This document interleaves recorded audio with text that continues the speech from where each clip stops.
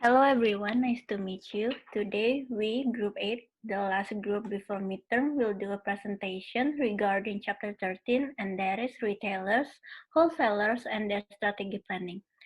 First of all, we will like to introduce ourselves. My name is Safia Sosabila Dityawan. My name is Muhammad Yatis Subakti. My name is Andika Syahbana. My name is Kevin Hiskias Matupang. My name is Muhammad Azam Faras. And this is our presentation.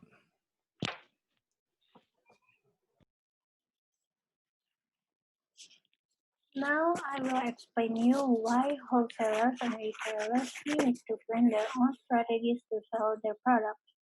So basically, wholesaling and retailing is evolving. The pace of change is accelerating.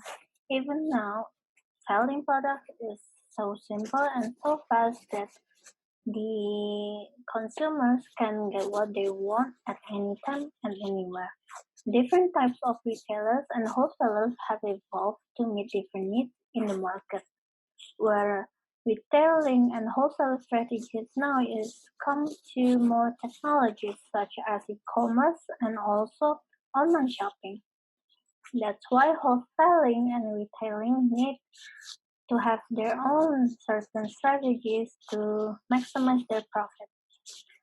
Retailing, first of all, I will explain what is retailing means. Retailing is an activity involved in the sale of products to final consumers. Planning retailer strategies. Why retailers need to plan their strategies? First of all, consumers have reason for buying from particular retailers. The reason is that they need to carefully identify possible target markets and try to understand why these people buy where they do. They need to do a lot of research to find what the target markets need and make the products for them. Number two, retailer's whole offering is its product. Which retailer's product offers the best customer value depends on the need the customer wants to satisfy. For example, if there's a customer that only like Apple technologies like iPod, iPhone, and iPad, they only give them iPad. But the thing is, they can also upgrade it to iPad Pro, iPad Air, and so on. This is the features of offering relate to needs, to economic needs. So the reason retailers need to plan their strategies. For number one is convenience. Convenience is like location of the retailing, available hours in the parking lot. Product selection means about quality and assortment of the product. Special services such as home delivery, fast delivery, and gift wrap. Fairness in dealing, such as honesty, return policy, and purchase risk. Helpful information, such as customer services and product information that you can see in the product. Prices, value consists of value and credits. So basically, that's the main features of offering, but there are also features that consist, emotional factors such as social image consists of status and prestige of the product in the market, and also shopping atmosphere. Usually, it consists of comfort, relaxation, and safety. Moving on, for why the retailers plan their strategies. Strategy requires careful set of policies because that can impact a customer's view of the cost and benefits of choosing the retailer. Proper policies can protect the customer and also the retailer so they can sell products more. And then the next one is consumer needs relate to segmentation and positioning. The right combination may attract more target customers and encourage them to spend more. For example, store, maybe body shop, they usually put a billboard in front of the store and it says 50% discount. That way people want to buy more body shop products. That's why segmentation and positioning is the key. And the last one is different types of retailers emphasize different strategies. So of course, Apple Apple Inc. Corporation strategy is different with Walmart strategies. Now I would like to explain about conventional retailers. So in the old days, conventional retailers is a general store form, and that is a store that carry anything they could sell in reasonable value. You can say it's pretty much the same with Sogo or Metro. But nowadays, retailers are more into a form called single line or limited line stores, and that is a store that specializes in certain lines of related products rather than a wide assortment. For example, Apple is only sell about communication and productivity technologies, while Tiffany and Co and Coach only sell branded fashion products items. There's also an advantage and disadvantage of conventional retailers. The advantage is satisfy some target markets better. That's why conventional retailers is one of the biggest company with the highest profit in the world, such as Apple, Louis Vuitton, Tiffany and Co, Coach, and Amazon. But the disadvantage of this is they need to stock some slow-moving items in order to satisfy the store target market. That's why the supply chain management is quite slow in these retailers, and that can make high expenses related to sale. That's why conventional retailers need to put down their expenses to maximize their profit. Oh, okay.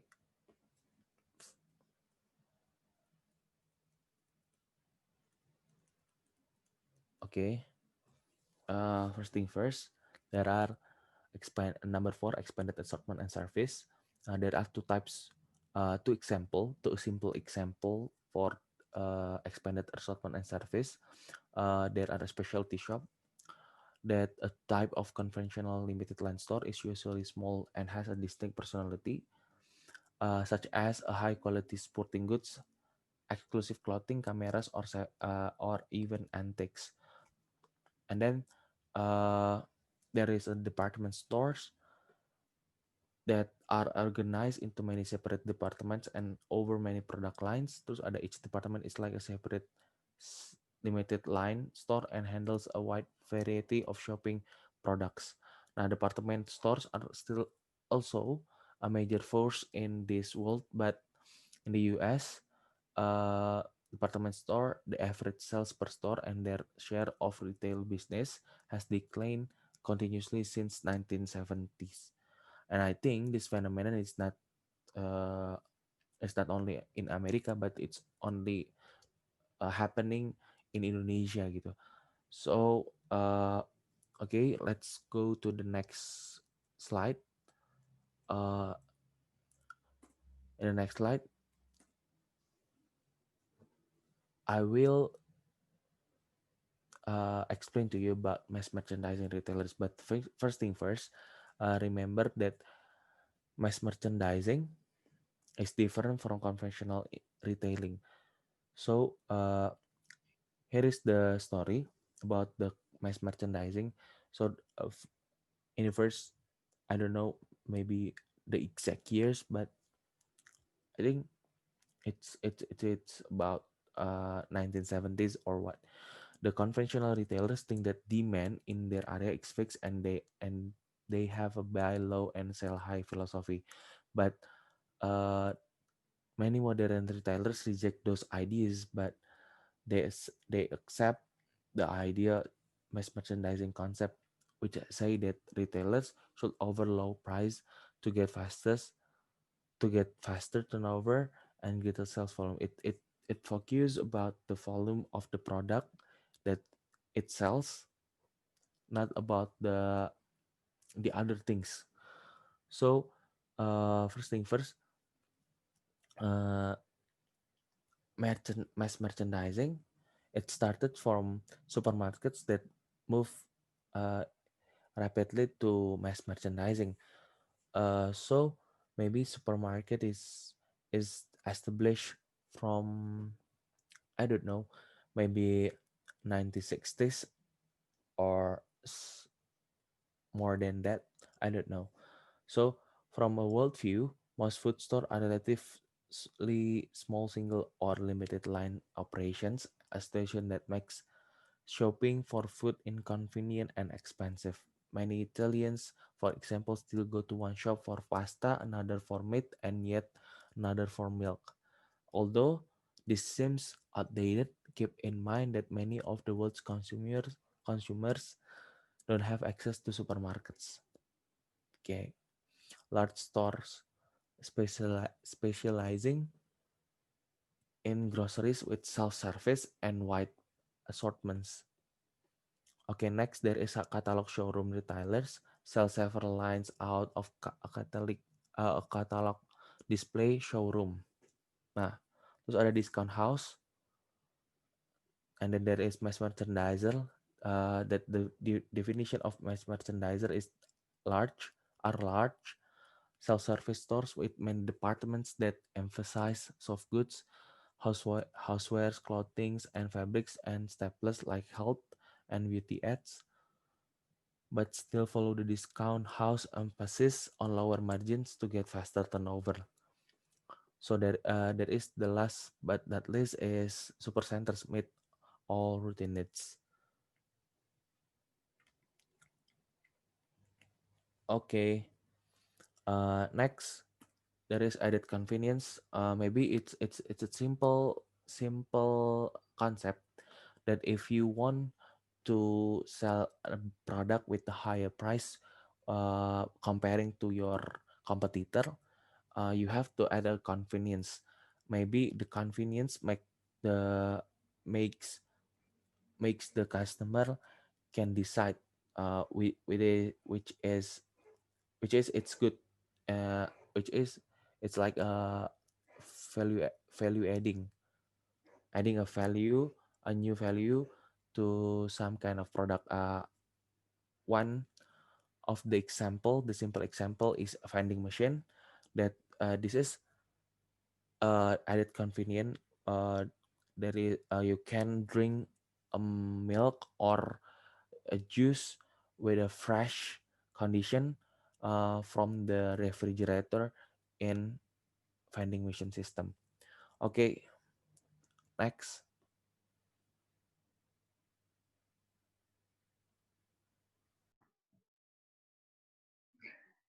And the next topic is about retailing on internet. Almost all types of retailers are now establishing a presence on the internet.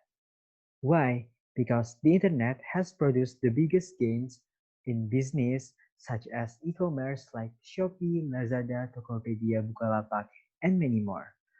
Better information results in more efficient restricting of tasks. So this is the subtopic of retailers on the internet. The first one is product assortments are not limited by location. Why? Because traditional thinking about retailing looks at product assortments from the perspective of location and shopping convenience.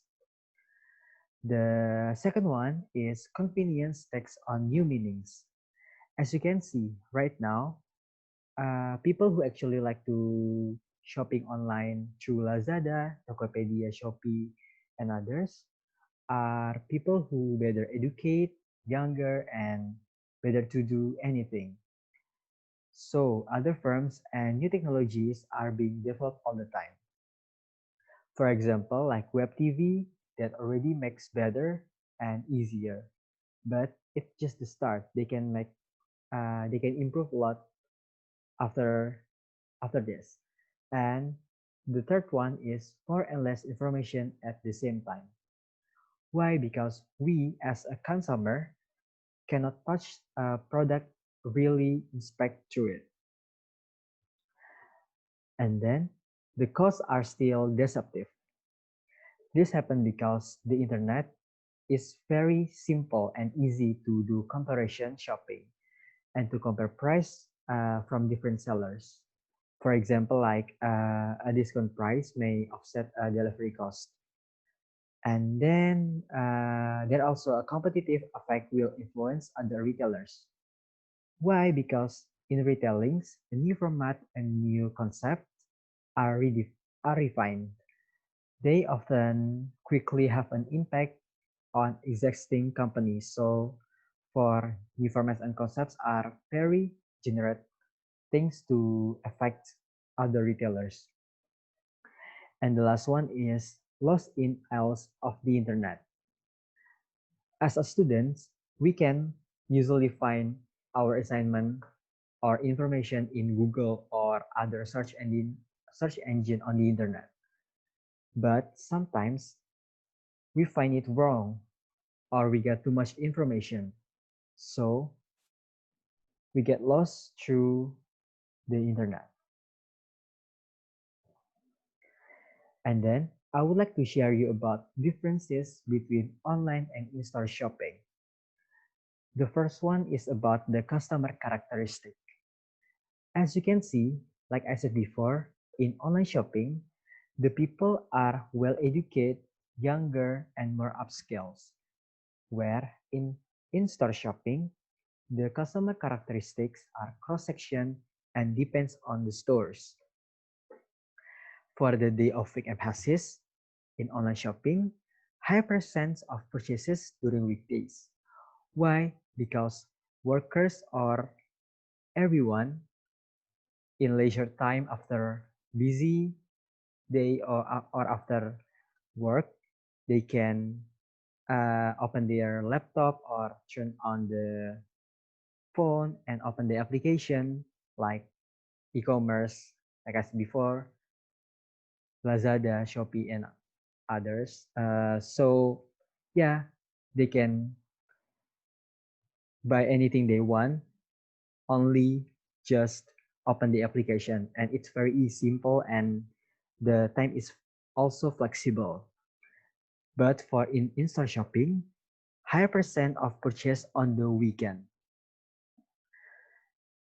The characteristic in customer service of online shopping is weak but improving. You can see the advertising in television, radio, social media.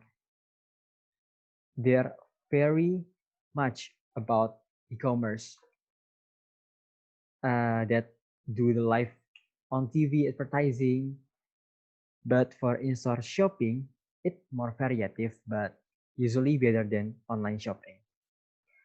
And then for the product purchased, online shopping is more emphasis on one-time purchases, where in-store shopping is more emphasis on routine purchases. So, the next topic, I would like to tell you about retailing types by consumer needs.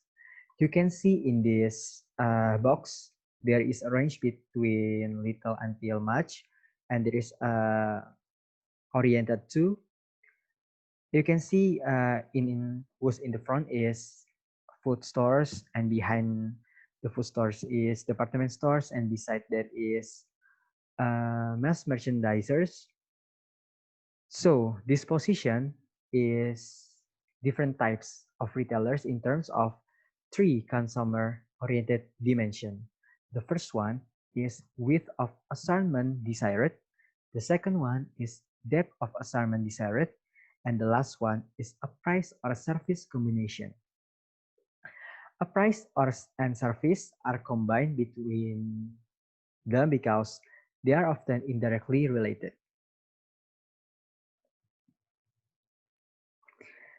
And then, why retailers evolve and change?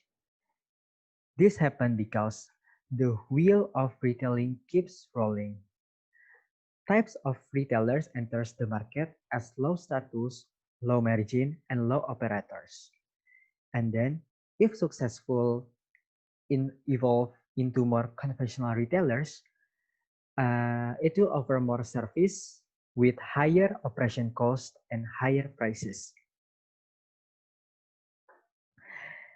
They're also because scrambled merchandising to maximizing profit. And then product lifecycle concept applies to retailers. As we learned from the previous chapter, product lifecycle include introduction, growth, maturity, and decline. And for some conventional retailers are in decline as this life and death decline continues. But in recent innovators, like the internet merchants, are still in the market growth stage. And the last one is ethical issues might arise.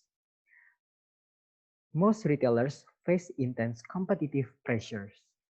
Other retailers are criticized for pushing customers like us to trade up to more expensive firms. Thank you.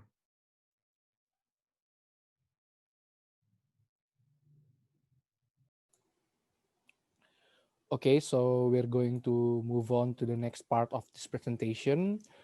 We're going to talk about the retailer size and profits. When we're talking about retailer size, mostly uh, every one of us will think that it's going to talk about big retailers and small retailers. Yes, indeed, but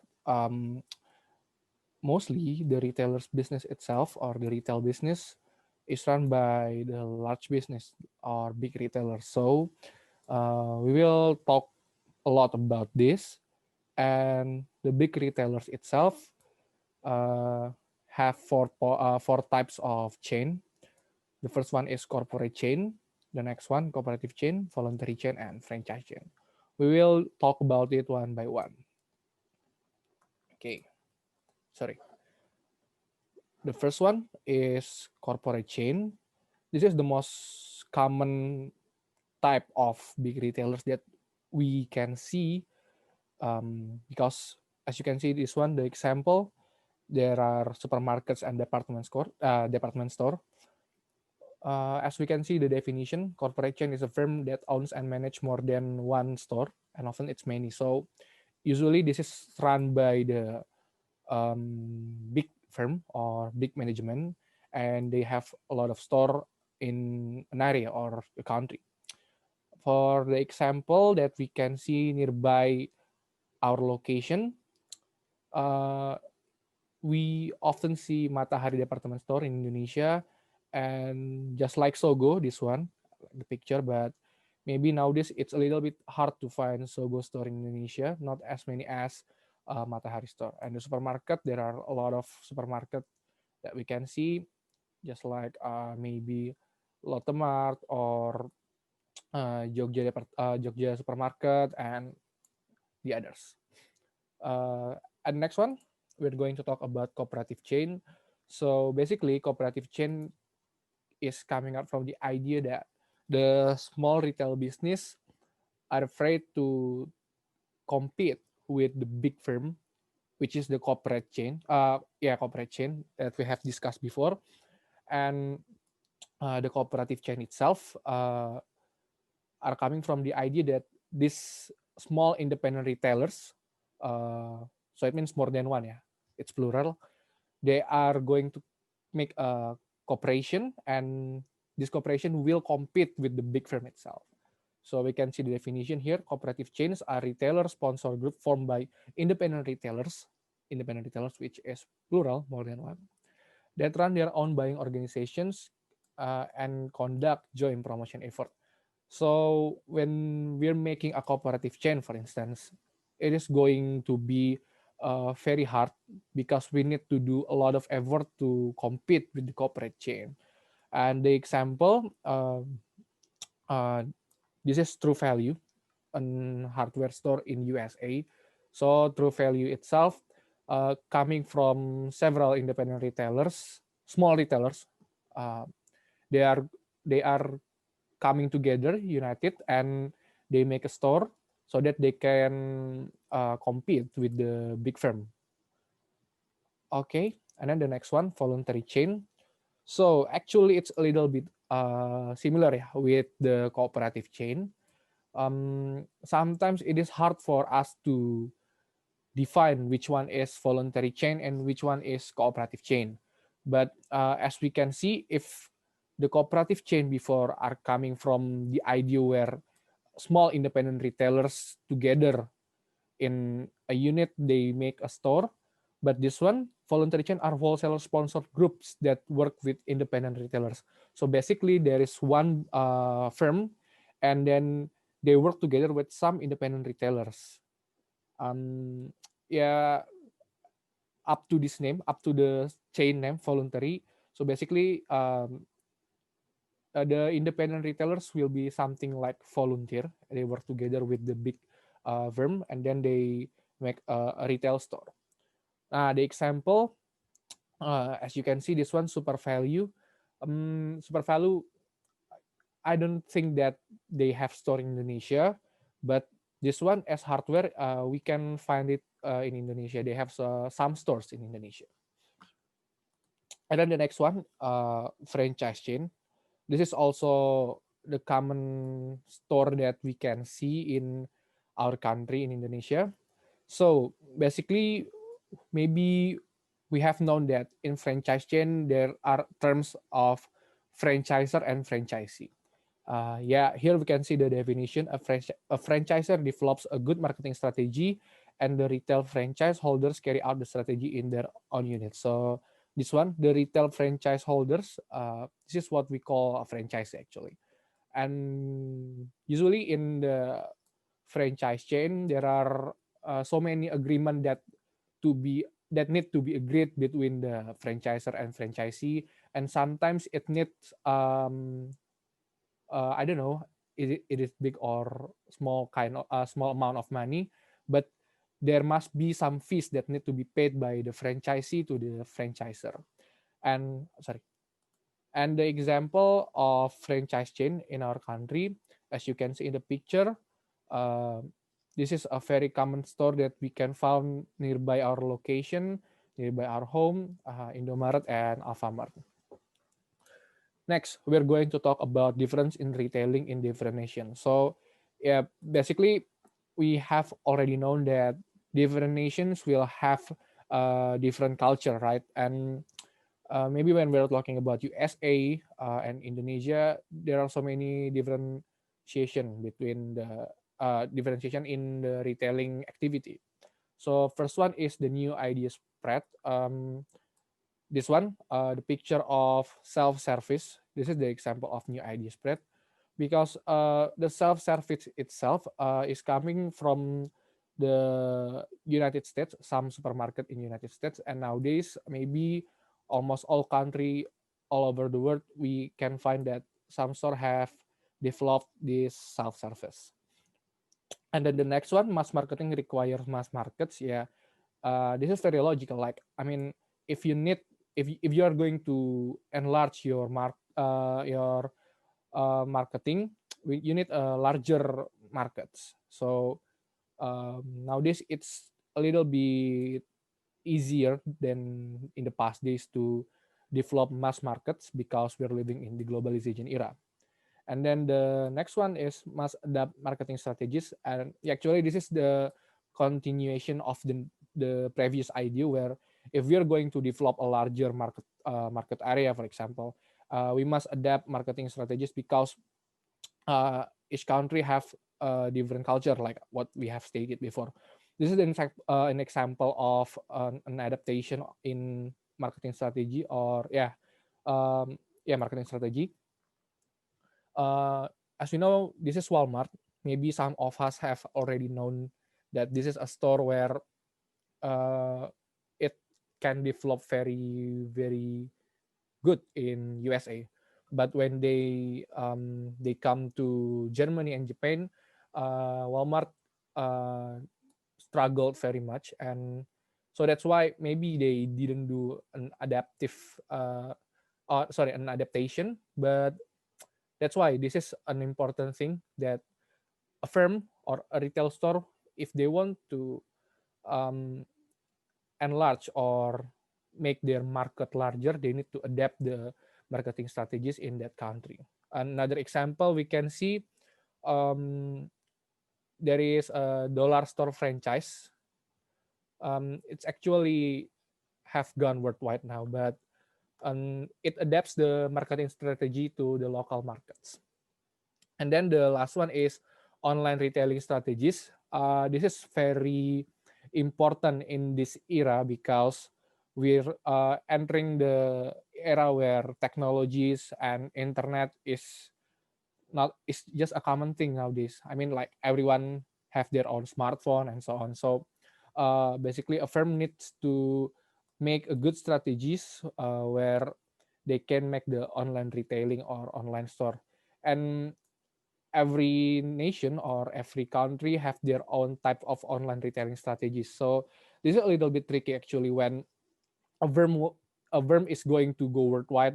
For example, like Walmart before, they need to think about many aspects, and this for sorry this this for this for ideas, this for differentiation need to be considered by a firm. And then the next one, we're going to talk about wholesaler. Actually, it is a little bit hard for us to define what a wholesaler is because nowadays there are so many different wholesalers doing different jobs. So the different job itself coming like manufacturing, and sometimes they can describe themselves as a manufacturer and dealers. And then there are some others that like to identify themselves with general terms like merchant, agent, dealer, or distributor. So that's why it's a little bit hard for us to define what a wholesaler is. But maybe we can define in a in a short sentence where wholesalers are firms whose main function is providing wholesaling activities. So wholesaling itself is concerned with the activities of those persons or establishment that sell to retailers and other merchants, or maybe to some other firms or industrial, institutional, or commercial users. And there is some points that need to be considered in a wholesaling activity or by a wholesalers. The first one is changing in times. Second one is in decline, and then the third one is progressive wholesaler adapt, and the fourth one is ethical issues, and the fifth one is new strategies needed to survive. So basically, these 5 points need to be considered. For instance, like new strategies needed to survive because every day we're facing an uncertainty. So that's why a wholesaler need to develop a new strategies so that they can survive in the market. And then, for example, progressive wholesaler adapt.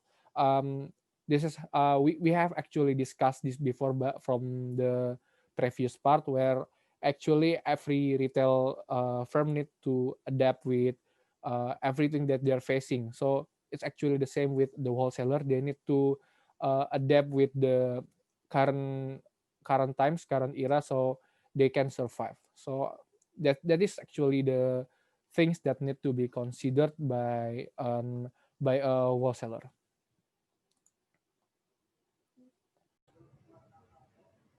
Hello guys, my name is Azam and now I will be presenting the last section of the presentation.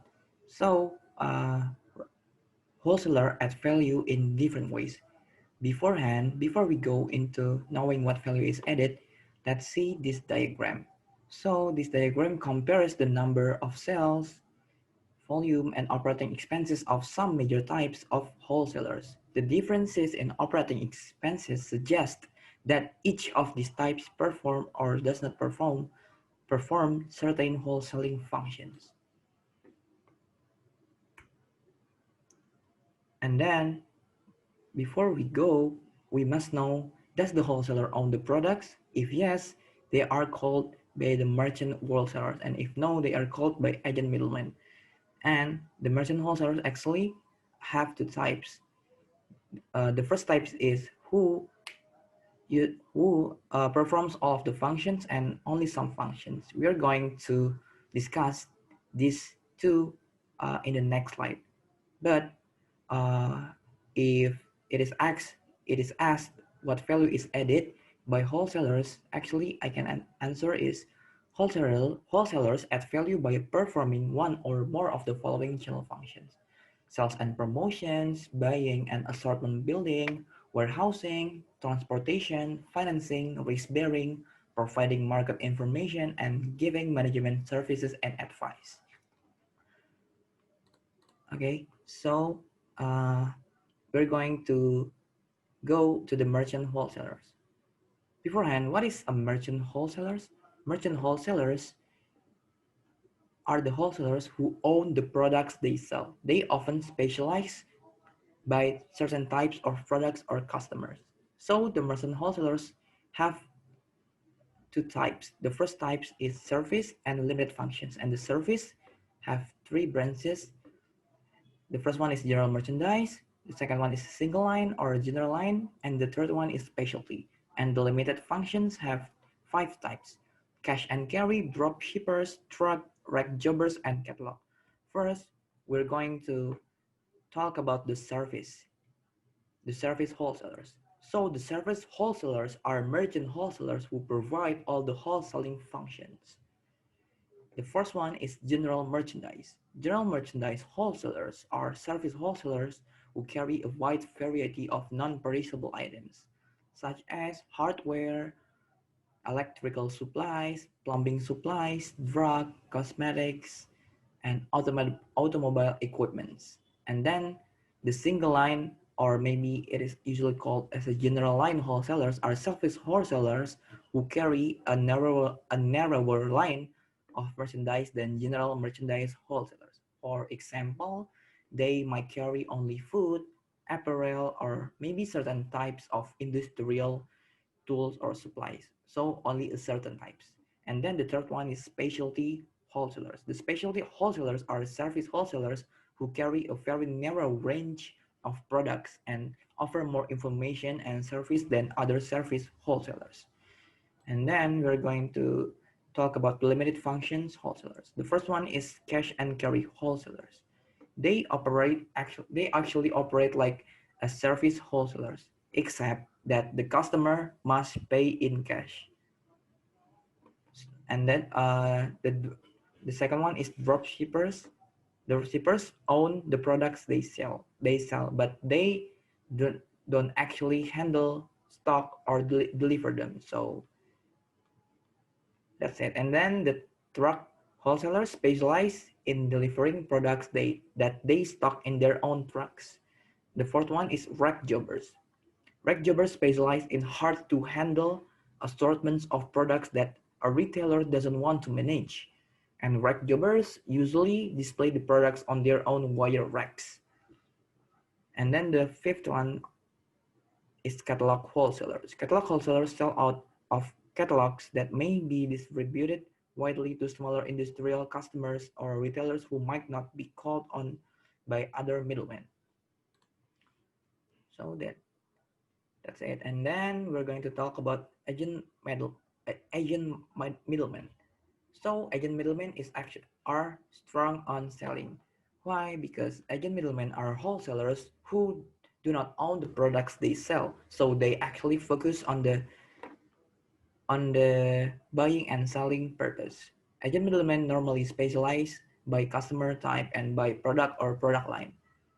So there are four types of agent wholesalers. The first one is manufacturers agents. They sell similar products for several non-competing producers for a commission on what is actually sold. More than half of all agent middlemen are manufacturers agents. And then the second one is brokers. Brokers bring buyers and sellers together. Brokers usually have a temporary relationship with the buyer and seller while a particular deal is negotiated. And then the third one is selling agents. Selling agents take over the whole marketing job of a producer. And then the fourth one is auction companies. Auction companies provide a place where buyers and sellers can come together and bid to complete a transaction. So the auction companies are actually very few in this world. And then we're going to go to the last slide. What is the future of wholesalers? Despite the dire predictions, wholesalers continue to exist. The more progressive ones are adapting to a changing environment, but some less progressive wholesalers will fail. The internet is already taking its toll. On the other hand, the new types of intermediaries are evolving. Some are creating new ways of helping producers and their customers to achieve their objective by finding a new ways to add value. So the conclusion is the wholesaling will actually evolve because the internet evolves everything. Thank you.